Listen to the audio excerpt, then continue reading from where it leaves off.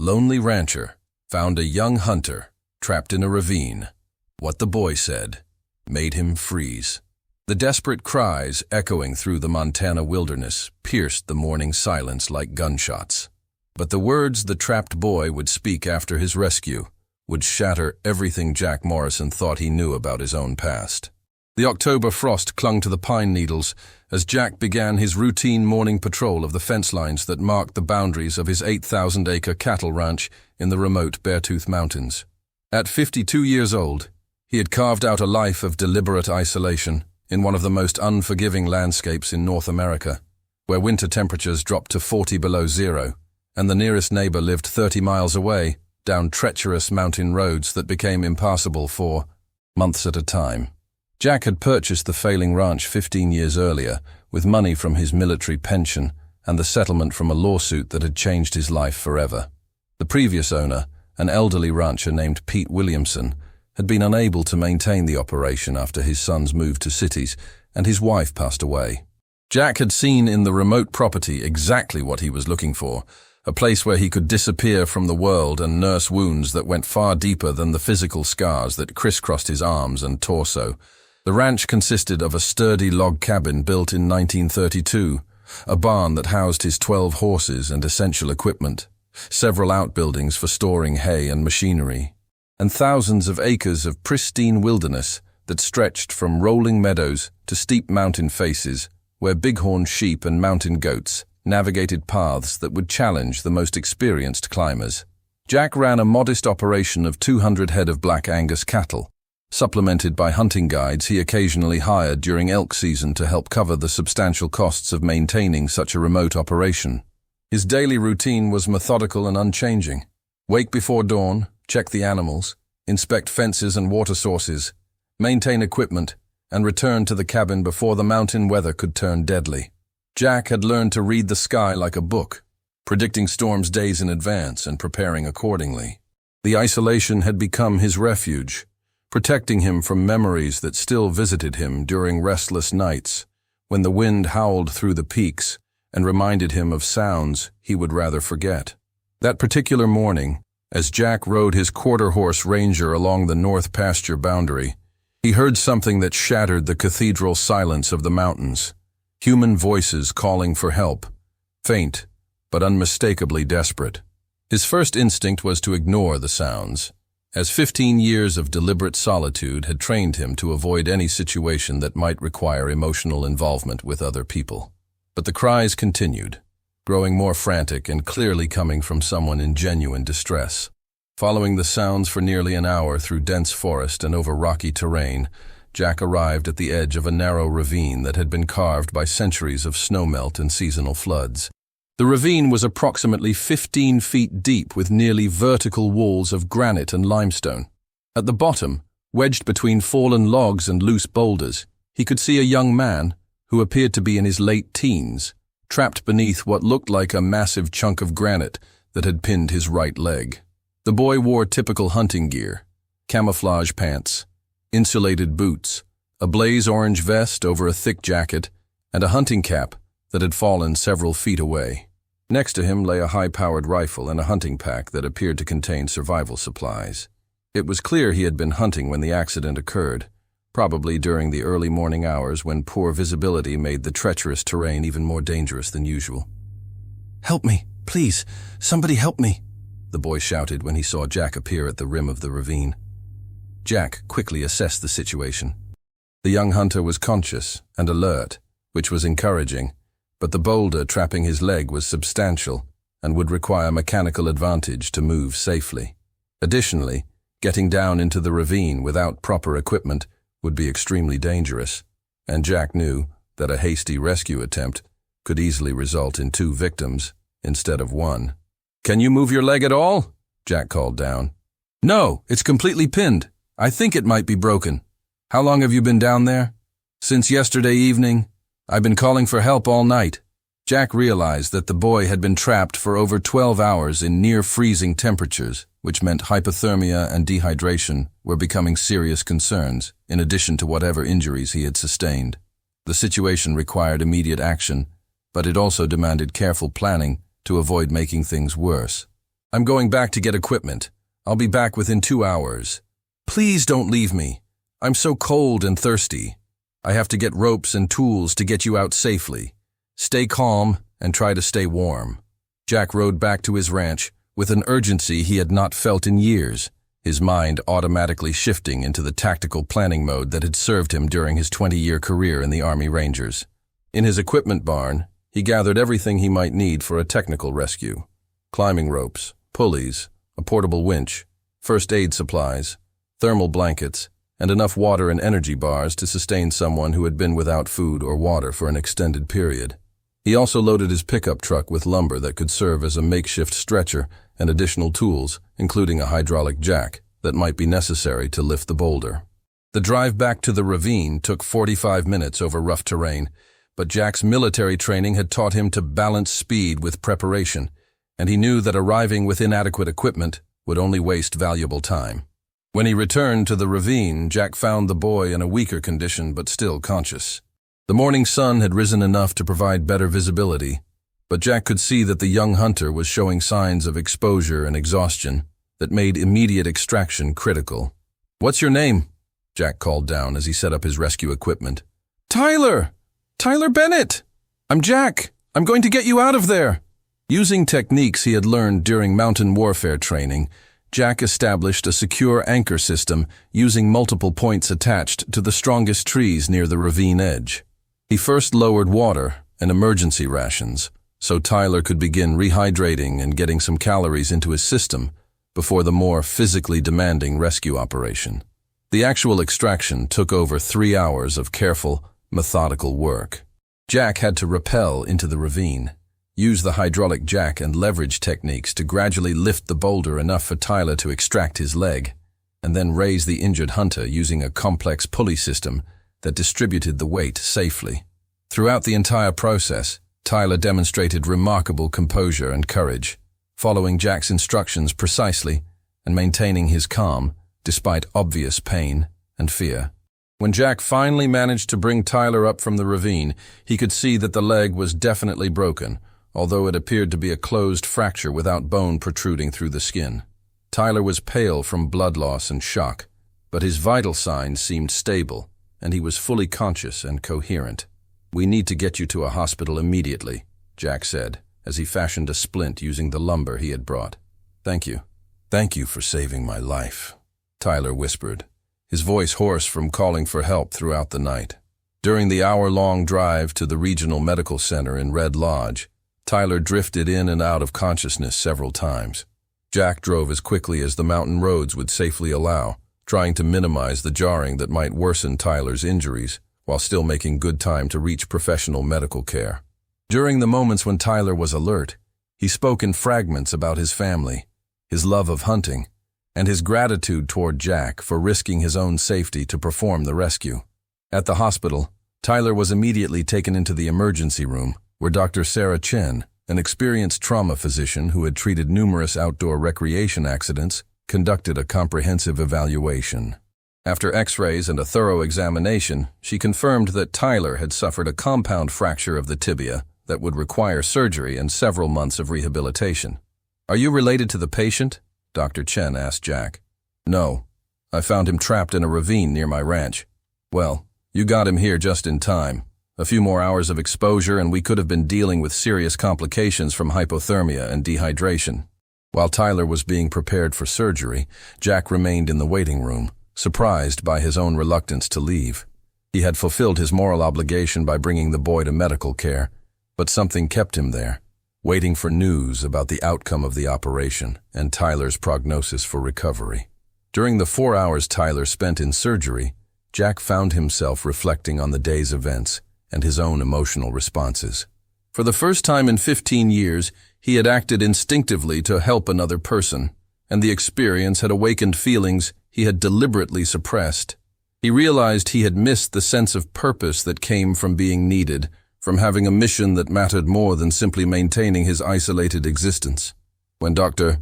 Chen emerged from the operating room, she reported that the surgery had been successful, and Tyler would make a complete recovery, although he would need extensive physical therapy and would not be able to walk without crutches for at least 8 weeks.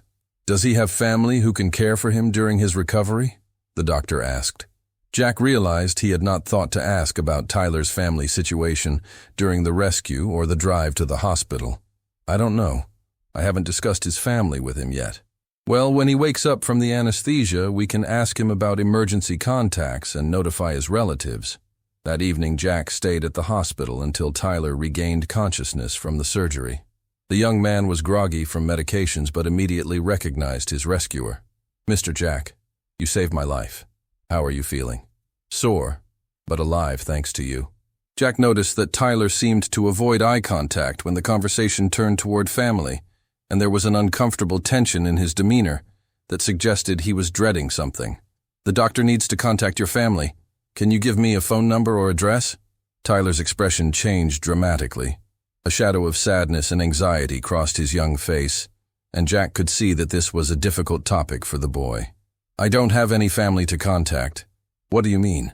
Tyler took a deep breath before continuing, as if gathering courage to share something painful. My parents died in a car accident 3 years ago. Since then, I've been living on my own, hunting and trapping to survive. Jack felt a shock of recognition and empathy. The boy's situation resonated deeply with his own experience of loss and isolation, though the specific circumstances were different. Where have you been living? In a small cabin up in the Beartooth Wilderness, near where you found me. It belonged to my grandfather, but it's pretty remote and basic. How have you been supporting yourself? Hunting, fishing, trapping. I sell pelts and meat when I can get to town. Sometimes I do odd jobs for ranchers during cattle drives. It's not much, but it's enough to get by. Jack was impressed by Tyler's resilience and self-reliance, but also concerned about the hardships the young man must be facing, living completely alone at 18 years old in one of the most unforgiving environments in North America. What are you going to do now? You won't be able to hunt or navigate the mountains for months. Tyler looked toward the hospital window, his eyes reflecting deep worry about his uncertain future. I honestly don't know. I guess I'll have to figure something out. That night, Jack drove back to his ranch with his mind churning with conflicting thoughts and emotions. Part of him wanted to offer assistance to Tyler, but another part resisted the idea of complicating his carefully structured solitary life with another person's problems. He had built his isolation as protection against future losses, and helping Tyler would mean risking that protection. Over the next 4 days, Jack visited Tyler at the hospital daily, bringing home-cooked meals and books to help pass the time during recovery. With each visit, he learned more about the young man's life and developed growing respect for his courage and determination in the face of extraordinary challenges. Tyler told him about his parents, who had been wildlife biologists studying grizzly bear populations in Yellowstone National Park. They had died when their research vehicle was struck by a drunk driver while returning from a field station during a blizzard. Since then, Tyler had refused offers from distant relatives to move to cities and live with them. Preferring to maintain his independence on the land his family had cherished for generations. Don't you get lonely living completely alone? Jack asked during one of his visits. Sometimes, Tyler admitted, but I'd rather be lonely than dependent on people who might let me down or abandon me. Jack recognized his own philosophy reflected in the young man's words, and he realized that both of them had chosen isolation as a defense mechanism against pain and disappointment. When the time came for Tyler to be discharged from the hospital, he faced a serious logistical problem. His cabin in the wilderness was completely inaccessible to someone on crutches, and he had no resources to stay in town during the months of recovery. Dr. Chen expressed concern about releasing the young man to a situation where he could not adequately care for himself. That evening, Jack made a decision that surprised him. Tyler, I want you to come stay at my ranch during your recovery. Tyler's eyes filled with surprise and what appeared to be relief. I can't accept that, Mr. Jack. You've already done too much for me. I have plenty of space, and you could help with light work that doesn't require walking. It would be beneficial for both of us.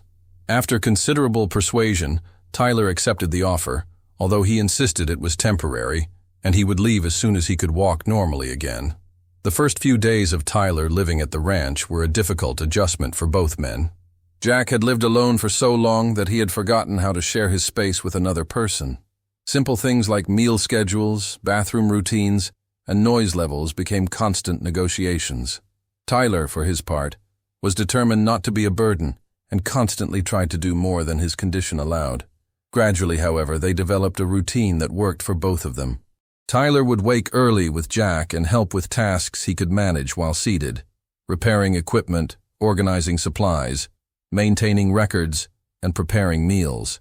Jack handled the physically demanding work like feeding livestock, repairing fences, and operating heavy machinery. During the long evenings when the day's work was finished, the two men began sharing stories about their past lives.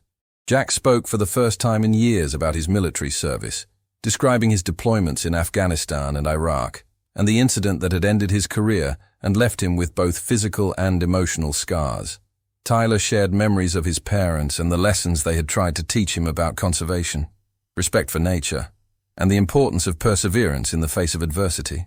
"My dad always said that tragedies can either destroy us or make us stronger, depending on how we choose to respond," Tyler said one evening as they watched the sunset from the ranch's front porch. "How did you choose to respond?" Jack asked. "I thought I chose strength, but now I realize I mostly chose isolation. Same as you." The observation hit Jack with the force of a revelation.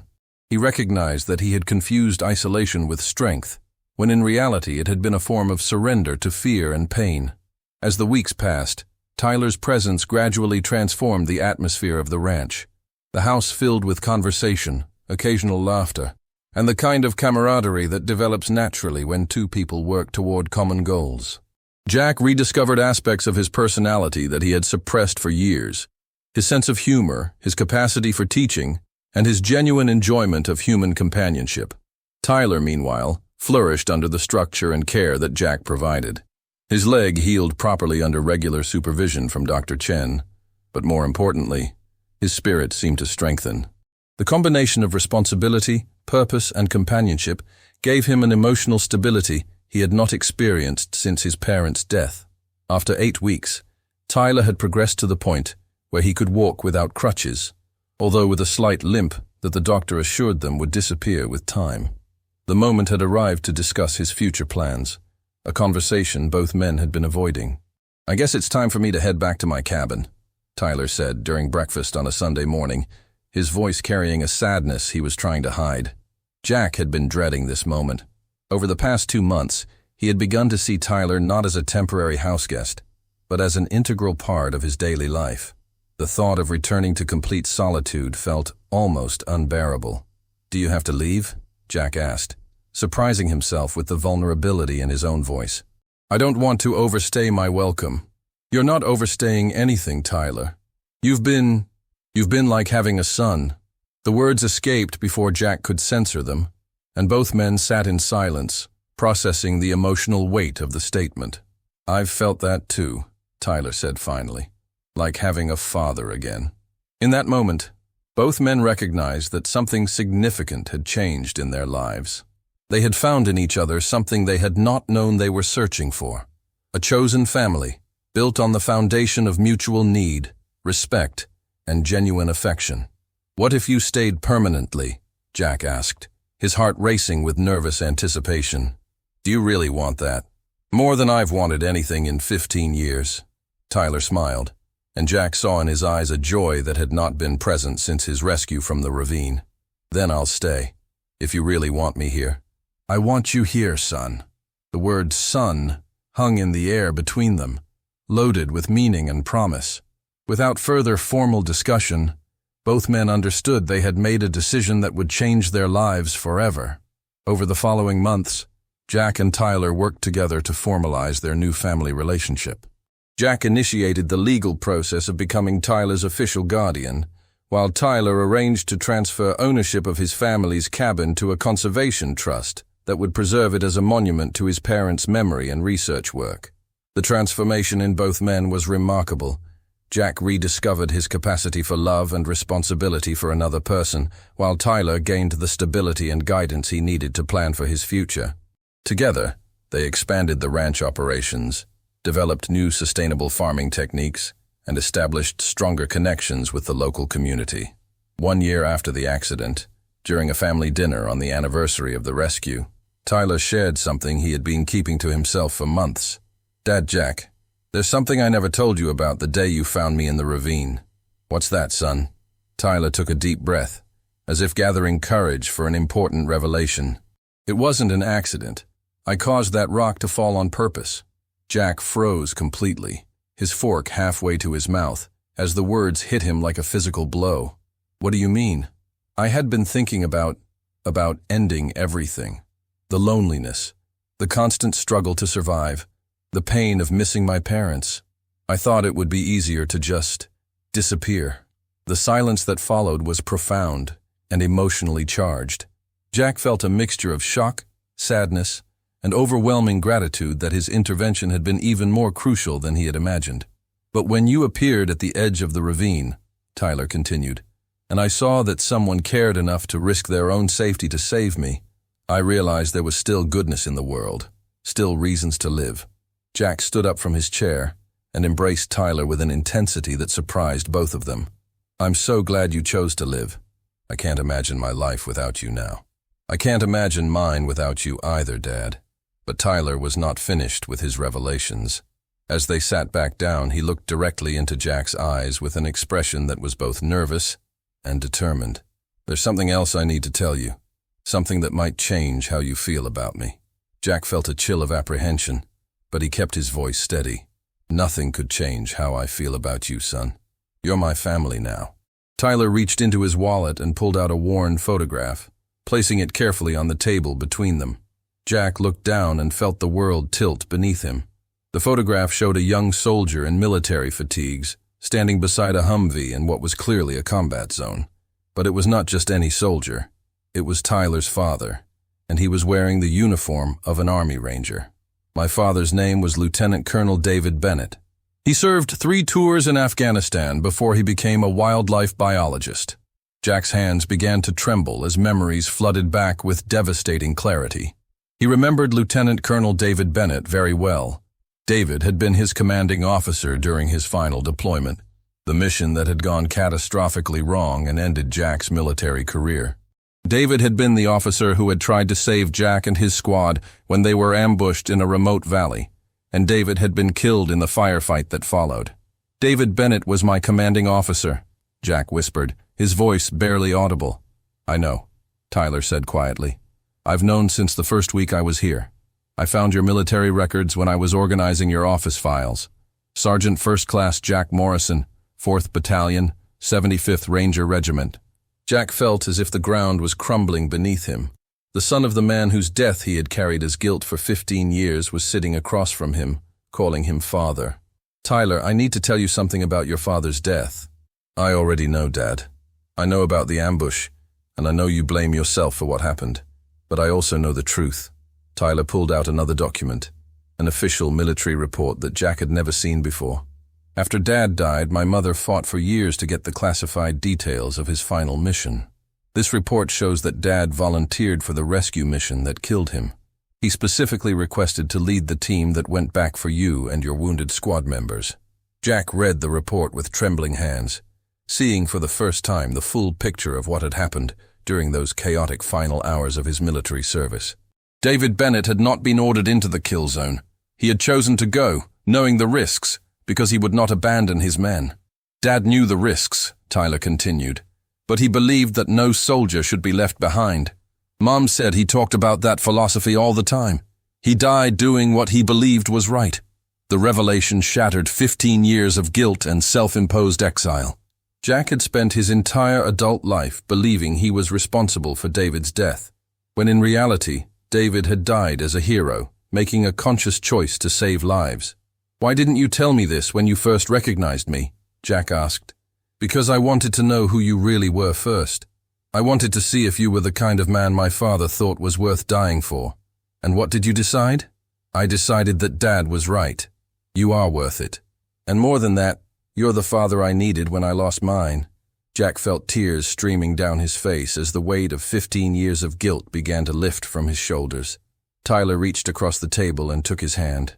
Dad, Jack, I don't think it was an accident that you found me in that ravine. I think Dad somehow guided you to me, because he knew we both needed each other. Maybe you're right, son. Maybe you're right. That night, As they sat on the porch watching stars emerge in the crystal-clear Montana sky, Jack and Tyler talked about David Bennett and the legacy he had left behind. They spoke about honor, sacrifice, and the bonds that connect people across time and circumstance. Most importantly, they talked about how love can transcend loss and how families can be formed in the most unexpected ways. Jack had learned that sometimes the people we save end up saving us in return, and that the guilt we carry can be transformed into purpose when we open our hearts to unexpected blessings. Tyler had discovered that even in the darkest moments, when all hope seems lost, rescue can come from the most unlikely sources. The ranch that had once been Jack's refuge from the world had become a home filled with love, laughter, and hope for the future.